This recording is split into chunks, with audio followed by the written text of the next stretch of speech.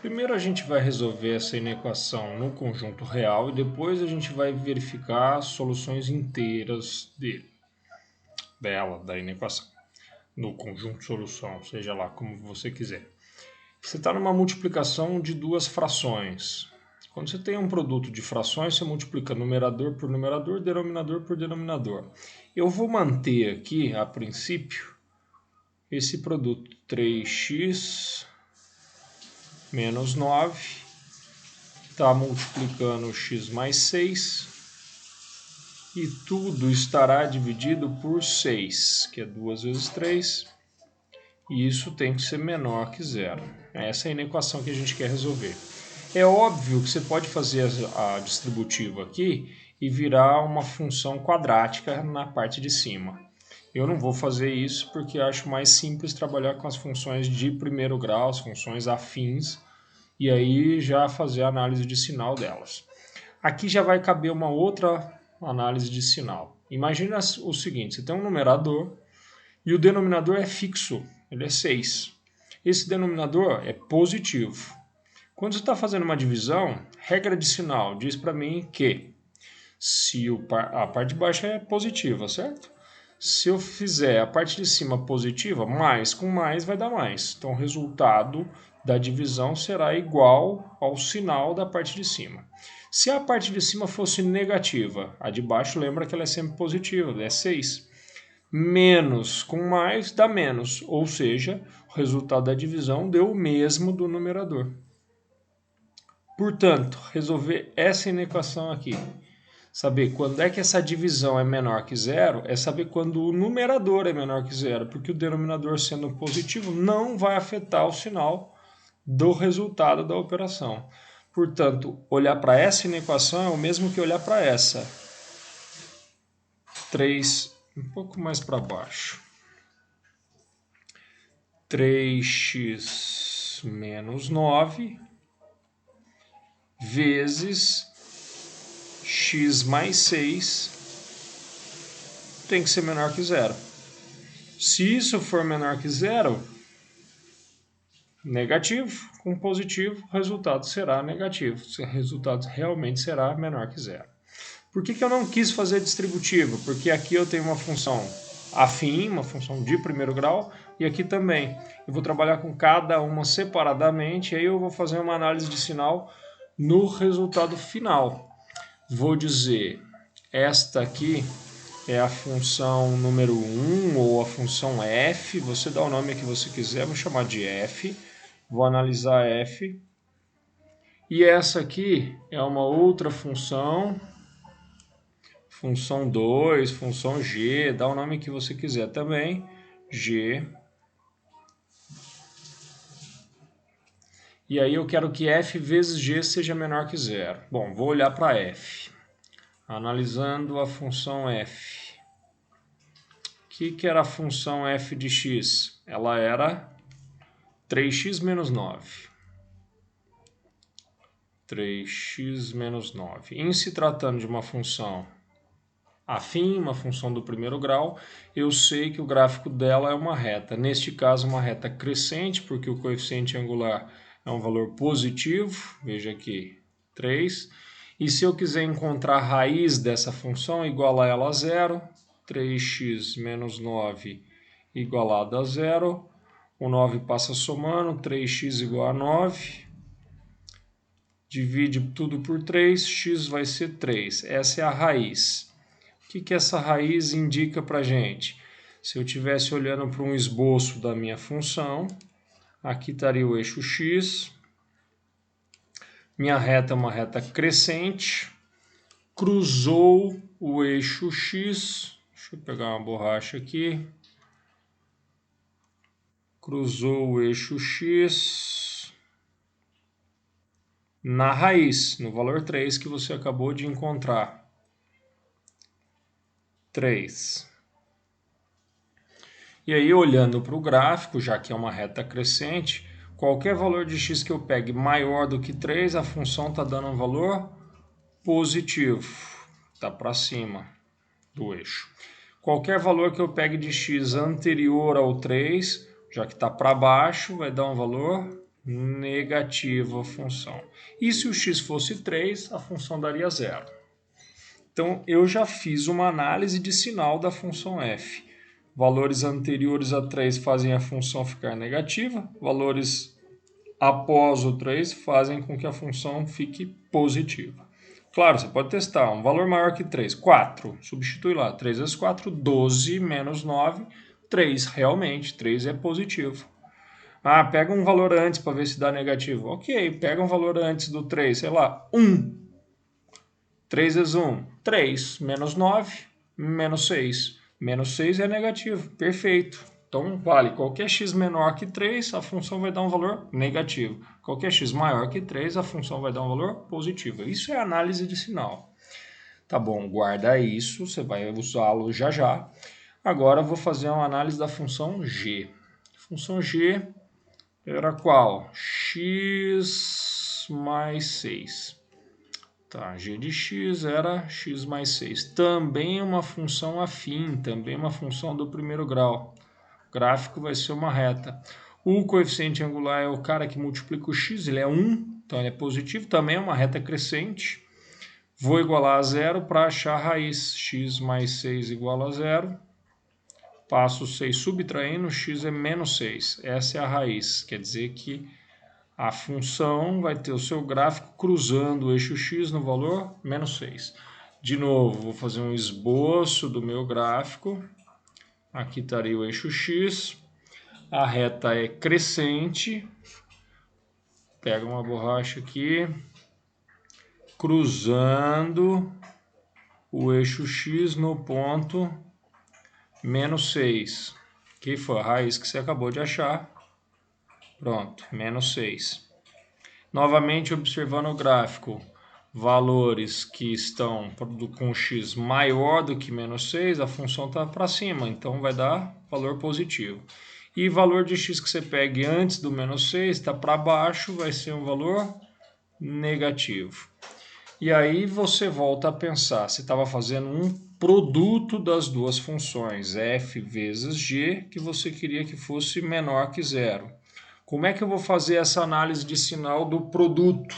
Você vai fazer uma espécie de varal dos sinais das funções. Então você vai fazer a função f, a função g e a função produto, representados com gráficos assim, com retas.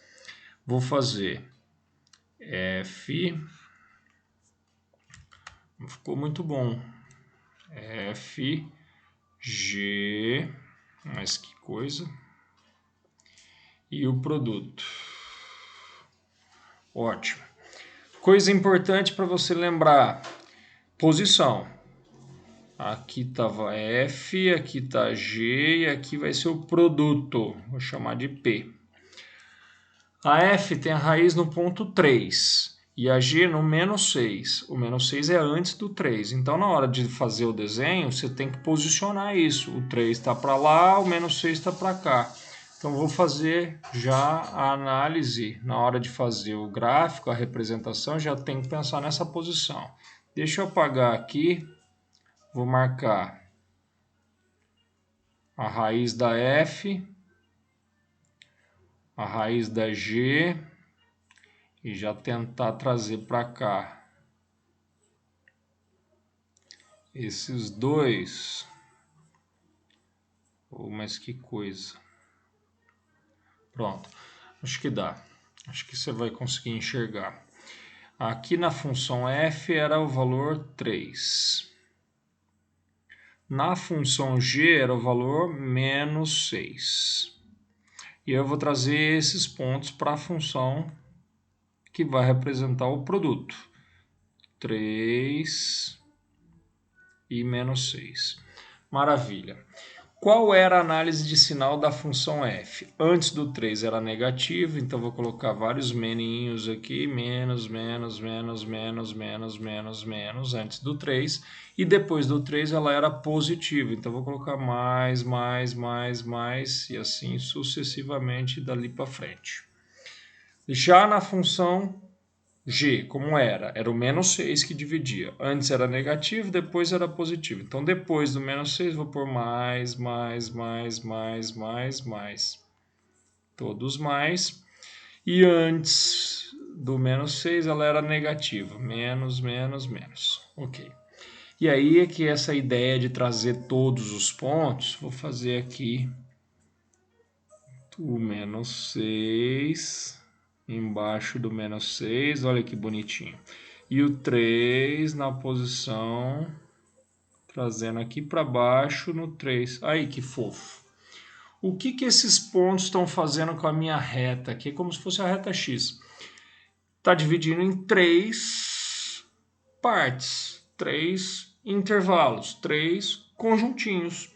Antes do menos 6 é um intervalo, entre o menos 6 e o 3 é outro intervalo, do 3 para frente é um terceiro intervalo. O que você vai fazer é regra de sinal. Você não estava multiplicando F vezes G? Regra de sinal quando você está fazendo a multiplicação ou divisão.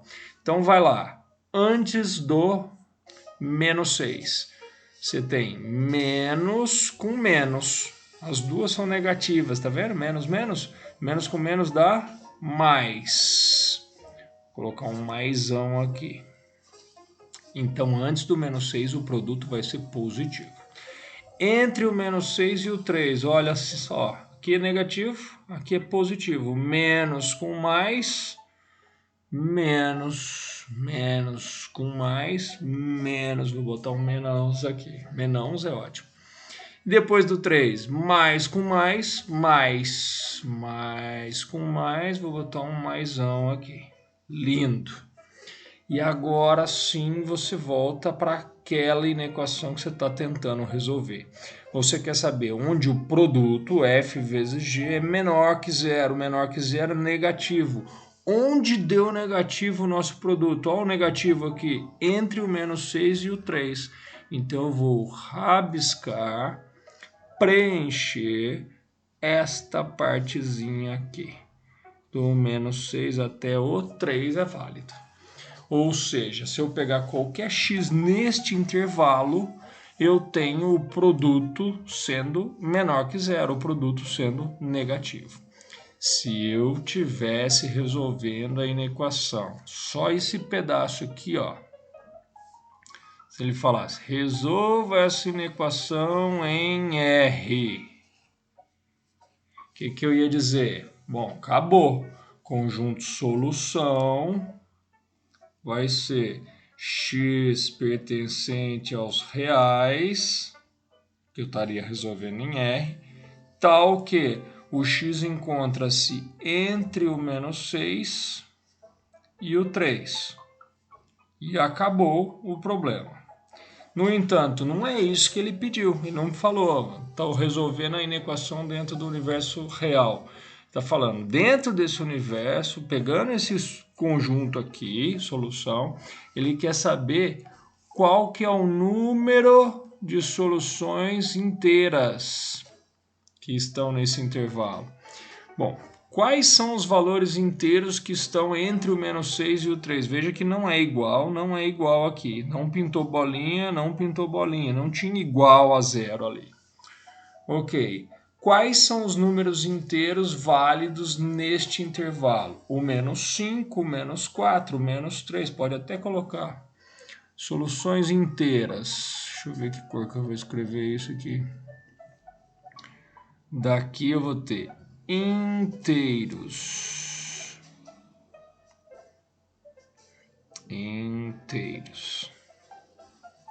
Eu teria o menos 5, o menos 4, o menos 3, o menos 2, blá, blá, blá, 0, 1, 2 e acabou. 1 e 2. Porque está entre menos 6 e 3 e ele só quer os inteiros. Menos 5, menos 4, menos 3, menos 2, menos 1, 0, 1, 2. Lindo. Ele quer saber quais são? Não, ele pediu quantos são. Qual que é o número de soluções inteiras? Eu diria para você assim, quando é um número pequeno, igual esse conjuntinho que é pequeno, pode contar, sem problema. Outro, se não fosse, se fosse um outro caso com um conjunto maior, mas que ainda assim você tivesse no intervalo, é fácil você contar se você considerar parte positiva, parte negativa. Quantos números negativos você vai ter? 5. Por quê? Vai do menos 1 até o menos 5. São 5 números negativos. Quantos positivos você vai ter? 2. Vai pegar o 1 e o 2 só. E quantas soluções, quantos números são nulos? Só um. 1, 0. Então, fazer uma contagem assim é fácil, como eu disse. Se você separar a parte negativa, parte positiva e contar o 0. Dos negativos você tem 5 números. Dos positivos você tem mais 2 números. E o 0, que é o único nulo que você tem. 5, 2, 7 mais 1, 8. Existem 8 soluções inteiras desta inequação aqui. A alternativa correta era a alternativa C. Muito legal esse problema, principalmente para trabalhar com essa parte de produto em inequação produto.